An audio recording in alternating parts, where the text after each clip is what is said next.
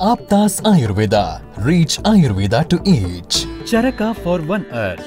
First ever national level Ayurveda documentary film contest on behalf of Charaka Jayanti 2023. Organized by Team Aptas. Title sponsored by Ashtavaidyan Thai Kartumos Vaidyaratnam Aushadashala Trishur Kerala. Aptas Ayurveda is a group of passionate Ayurveda Vaidyas and students constantly working to reach Ayurveda to each. Every year on Charaka Jayanti, we come up with a unique contest to motivate our Ayurveda youth and promote thoughts of Acharya Charaka. This year, we are organizing a national level Ayurveda documentary film contest as Charaka for One Earth, which is unique and first of its kind in the field of Ayurveda.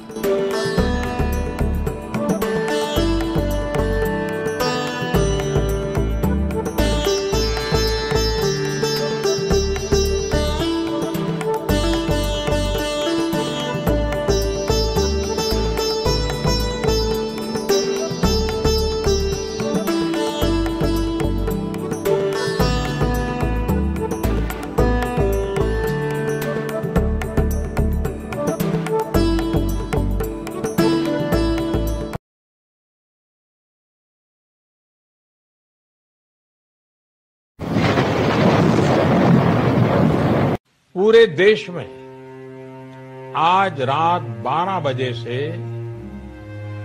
संपूर्ण देश में संपूर्ण lockdown होने जा रहा है। 24 मार्च 2020 पूरे देश में लॉकडाउन की घोषणा। जनपद उद्वंस का एक ऐसा उदाहरण जिसने पूरी मानव जाति को झंझोर कर रख दिया है। हेलो, नमस्ते माँ। नमस्ते बेटा, कैसे आप कैसे हो? मैं भी ठीक ही हूँ बेटा। क्या हुआ माँ, आप इतने परेशान क्यों लग रहे हो? बेटा परेशान कैसे ना हो, सारा काम तुम्हारे पापा ही तो देखते थे। तुम्हारे पापा को कुछ दिनों से बुखार था और अब टेस्ट कराया तो कोरोना पॉजिटिव आया है। अब उन्हें क्वारंटाइन किया गया है। आप परेशान मत हो माँ, मैंने सुना है आयुर्वेद में इसका इलाज संभव है।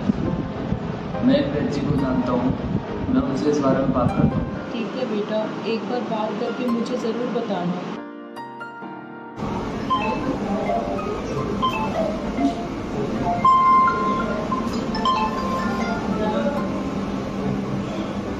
हेलो। नमस्कार डॉक्टर। नमस्कार, बोलिए। डॉक्टर, मेरे पापा जी को कोविड पॉजिटिव आया है। क्या उम्र है उनकी और क्या क्या परेशानियां हो रही है उन्हें बताएं। उम्र उनकी 45 साल है और उन्हें 7 दिन हुए हैं कोविड पॉजिटिव आए हुए।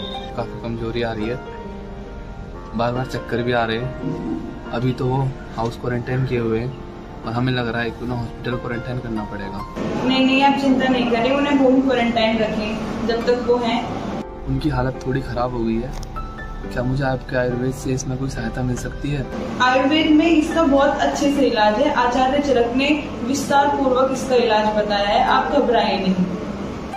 डॉक्टर, मेरे पापा ठीक तो हो जाएंगे ना? बिल्कुल ठीक हो जाएंगे, आप आयुर्वेद पे भरोसा रखें। आयुर्वेद है तो सब संभव। आयुर्वेद की जो दवाइयाँ हैं वो दूंगी, आप उन्हें वो दें और उन्हें संतुलित आहार दें, नियमित रूप से योगा कराएं। धन्यवाद डॉक्टर। देखा आपने, कोरोना की मार से कोई भी नहीं बच पाया। हर परिवार में इसका असर दिख रहा है। आखिर कौन बचाएगा इस महामारी से दुनिया को? आयुर्वेद में इस प्रश्न का जवाब विस्तार पूर्वक दिया हुआ है। नमस्ते माँ, अब तबीयत कैसी है पापा जी की? नमस्ते बेटा, तुम्हारे पापा और दवाइयों की वजह से बहुत बेहतर महसूस कर रहे हैं।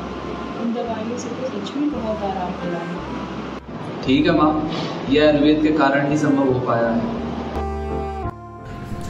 यस, मैंने नीट क्वालिफाइड कर लिया। अब मैं आयुर्वेद में एडमिशन लूँगा। सर, जैसे आप एलोपैथिक डॉक्टर हो और तब भी आपने आयुर्वेदिक कॉलेज खोला, इसके पीछे आपका मोटिवेशन या मोटिव क्या था सर? आयुर्वेद का जो इतिहास है वो हजारों साल पुराना है और एलोपैथ का जो इतिहास है वो कुछ 100 साल पुराना है। मैं ऑर्थोपेडिक सर्जन हूँ और सीनियर ऑर्थोपेडिक सर्जन हूँ, पर हम सब लोगों ने समय समय पर आयुर्वेदिक दवाइयाँ यूज़ की हैं। तो मुझे लगता है नॉलेज को बांधिए मत, इसको हम जितना ज़्यादा हम इसको डिसेमिनेट करेंगे उतना ही मैनकाइंड का फायदा होगा। तो आप इसको बांधिए मत। आफ्टर ऑल जब से सभ्यता आई है 5000 साल से 10,000 साल से, आपको लगता है कि उस समय एलोपैथी नहीं था, तो उस समय यही जो हमारा एक जो वातावरण है, हमारे जो प्लांट्स हैं, उसी में नेचर ने हमें वो सब चीजें दी हैं जो मानवता के स्वास्थ्य के लिए चाहिए। वो नॉलेज जो थी चरक, सुश्रुत, धन्वंतरी और हमारे वाग्भट, इन सब लोगों ने आयुर्वेदा को बहुत, और उनको पढ़िए अगर हम, और इसी मिशन के साथ हमने ये Prakash institute of Ayurvedic medical sciences and research खोला है, जहां हमारा एम सिर्फ मिशनरी है। यहाँ से हमारा ओरिएंटेशन प्रॉफिट नहीं है। ये जो हमारा Prakash institute of Ayurvedic medical science and research पिछले 7-8 साल से यहाँ कार्यरत है। यहाँ हम आयुर्वेदिक शिक्षा का कार्य करते हैं, आयुर्वेदिक चिकित्सा का कार्य करते हैं।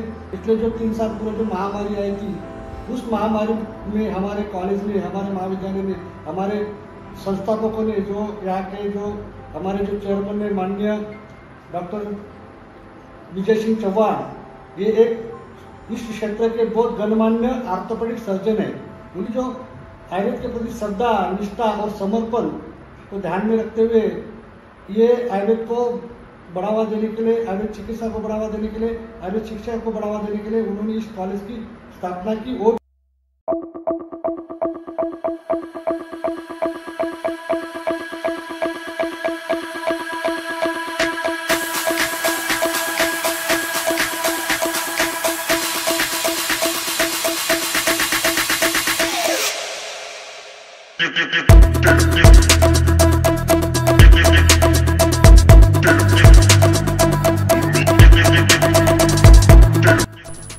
छात्र ने आयुर्वेद पाठ्यक्रम में एडमिशन ले लिया है।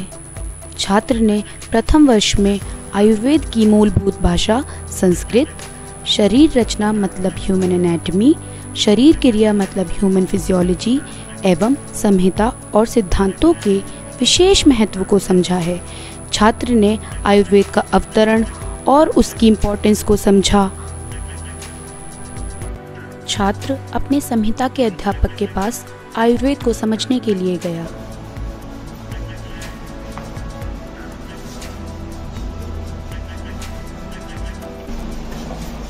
आपसे आयुर्वेद के बारे में थोड़ा सा ज्ञान चाहिए। आयुर्वेद चिकित्सा शास्त्र में हितायु, अहितायु, सुखायु, दुखायु, इन 4 प्रकार की आयु के लिए क्या हितकर है, क्या अहितकर है, और इसके मान और स्वरूप का जिस चिकित्सा शास्त्र में विस्तार पूर्वक वर्णन किया गया है, उसे हम आयुर्वेद। तो आज के युग में आयुर्वेद का क्या महत्व है? आयुर्वेद में हम स्वस्थ पुरुष के स्वास्थ्य की रक्षा भी करते हैं और उसके साथ साथ रोग का निवारण भी करते हैं। स्वस्थ पुरुष को स्वस्थ रहने के लिए क्या दिनचर्या करनी चाहिए, रात्रिचर्या, ऋतुचर्या, इन सब का विस्तार पूर्वक वर्णन चरक संहिता में मिलता है। छात्र अब द्वितीय वर्ष में रोग निदान एवं विकृति विज्ञान मतलब पैथोलॉजी एवं डायग्नोस्टिक प्रोसीजर को अच्छी तरह से पढ़ता है।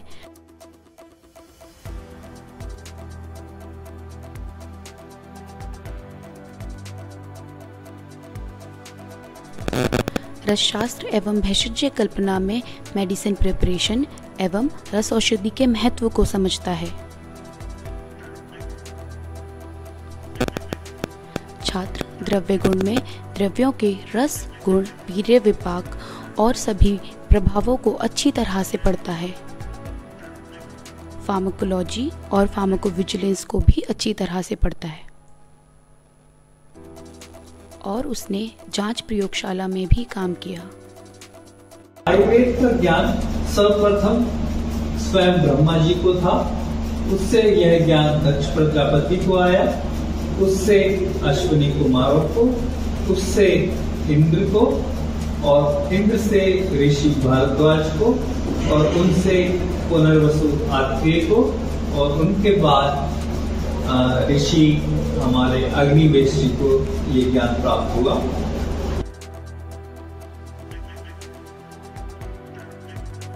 छात्र ने तृतीय वर्ष में अगत तंत्र एवं व्यवहार आयुर्वेद मतलब टॉक्सिकोलॉजी एवं मेडिकल जूरिस्प्रूडेंस में ज्ञान लिया। उसके बाद स्वस्थवृत्त एवं योग में हाइजीन एवं डाइटिशियन के साथ साथ योग का ज्ञान प्राप्त किया। कौमार भृत्य मतलब पीडियाट्रिशियन में शिशुओं के विकार और उनकी चिकित्सा को संपूर्ण रूप से समझा। प्रसूति तंत्र एवं स्त्री रोग में मतलब गायनिकोलॉजी एवं ऑब्स्टेट्रिक में स्त्रियों के पूर्ण विकार और उनकी चिकित्सा को समझा। प्रसूता और गर्भिणी के विकारों को और उनकी चिकित्सा का भी पूर्ण रूप से ज्ञान प्राप्त किया। योग के महत्व को समझा। आयुर्वेद में विमान स्थान में जनपद ध्वंस का विस्तार पूर्वक वर्णन मिलता है और इसके मुख्य रूप से 3 कारण बताए गए हैं। नंबर 1 अधर्म, सेकंड प्रज्ञापराध, थर्ड पूर्व जन्म के पाप क्रम। इन 3 मुख्य कारणों से जनपद ध्वंस होता है। पुनर्वसु आत्रेय ने अग्निवेश को जनपद ध्वंस के बारे में बताया है कि प्रणाम गुरुदेव, आयुष्मान हो। हे सौम्य, अस्वाभाविक रूप में दिखाई देने वाले ग्रह, चंद्रमा, नक्षत्र, सूर्य, दिशा और ऋतुओं में विकार उत्पन्न कर देने वाले भाव दिखाई दे रहे हैं। तुम जाओ और औषधियों का संग्रहण करो, क्योंकि आने वाले समय में औषधियाँ अपने रस गुण वीर्य विपाक से युक्त नहीं रहेंगी। अगर हम औषधियों का संग्रहण अभी कर लेंगे तो होने वाले भविष्य में जनपदोध्वंस की चिकित्सा सहजता से कर पाएंगे। हे गुरुदेव, आपकी आज्ञा अनुसार औषधियाँ संग्रहित कर ली गई है। हे गुरुदेव, ऐसा क्यों होता है कि अलग अलग प्रकृति दोष के मनुष्य एक समान रोग से ग्रस्त हो जाते हैं तथा मृत्यु को प्राप्त होते हैं? हे सौम्य, अलग अलग प्रकृति के होने के बाद भी कुछ ऐसे भाव होते हैं जो सभी मनुष्य में सामान्य होते हैं, जैसे जल, देश, काल और वायु। गुरुदेव, हमें कैसा पता चलेगा कि एक वायु, जल, देश, काल ग्रस्त हो चुके हैं? आचार्यों ने विकृत देश के लक्षण बताए हैं। विकृत वर्ण, गंध, स्पर्श का होना, क्लेद बहुल, सरीसृप, व्याल, मशक आदि का अपने देश छोड़कर चले जाना,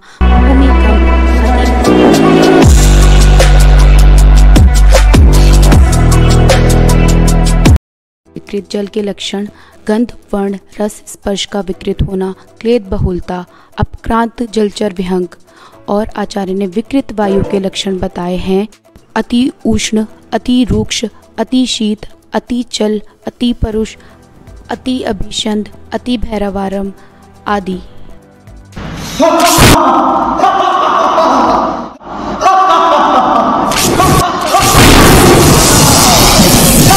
काल के लक्षणों में विपरीत लिंग, अति लिंग, हीन लिंग बताए। डॉक्टर सुरेश येवले,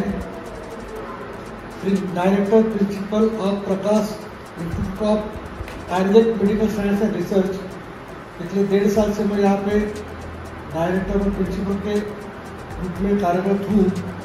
मेरा पिछले 32 साल का शैक्षणिक और चिकित्सीय अनुभव है और पिछले 3 साल पूर्व जो विश्व महामारी का प्रलय हुआ था, प्रकोप हुआ था, उस दरमियान आयुर्वेद के चिकित्सकों ने, आयुर्वेद के दवाइयों ने बहुत अच्छा काम किया, बहुत अच्छा योगदान दिया।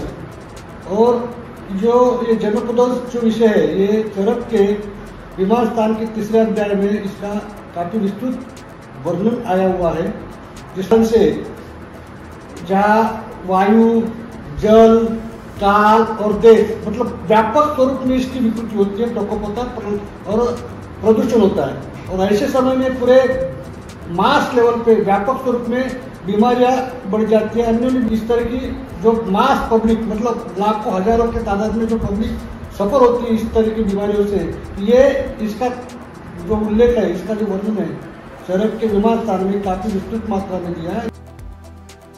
छात्र ने फाइनल ईयर में सभी मुख्य क्लिनिकल सब्जेक्ट्स का ज्ञान प्राप्त किया, जैसे काय चिकित्सा जिसमें सभी रोगों के बारे में समझा और उसकी चिकित्सा को समझा। शल्य तंत्र में आचार्य सुश्रुत द्वारा दिए गए ज्ञान को, सर्जिकल प्रोसीजर्स को समझा। आचार्य सुश्रुत को पूरी दुनिया में फादर ऑफ सर्जरी कहा जाता है।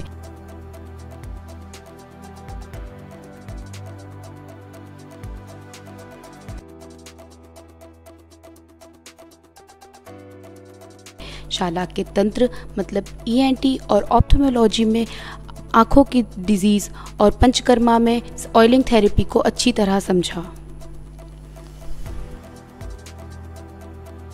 आखिरकार 4.5 साल मेहनत के बाद छात्र ने आयुर्वेद की 1 साल की इंटर्नशिप कंप्लीट करके आयुर्वेद की डिग्री प्राप्त कर ली है। छात्र ने आचार्य चरक से इंस्पायर होकर आचार्य चरक के मार्ग पर चलने का फैसला किया और एक हॉस्पिटल खोला जिसका नाम रखा चरक आयुर्वेद की जीवन रेखा।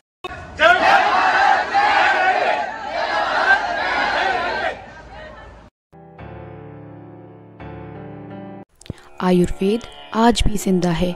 आचार्य चरक का ज्ञान और उनके दिए सिद्धांत आज भी हमारे साथ हैं। बस ज़रूरत है तो उन्हें समझने की और अपने जीवन में प्रयोग करने की। धन्यवाद।